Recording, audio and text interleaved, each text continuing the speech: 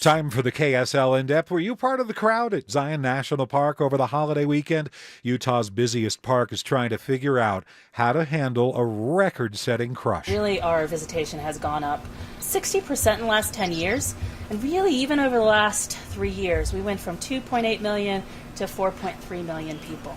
And so what we're seeing is things like overcrowding and shuttle lines and things like that. But we're also seeing resource damage. We're seeing more people off trail, creating their own trails just to get away from people.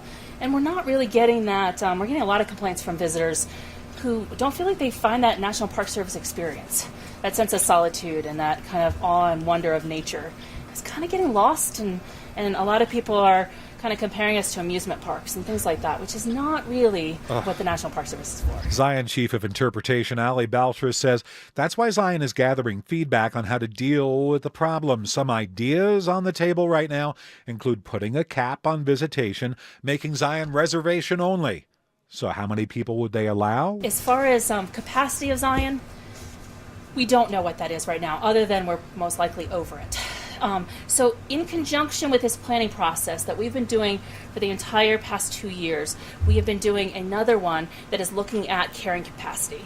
So for folks that were out here the last 3 or 4 weeks, they might have run into people at both the Narrows and Angel's Landing that were doing a study trying to figure out what that is, both for a National Park Service experience and both looking at resource damage and that sort of thing.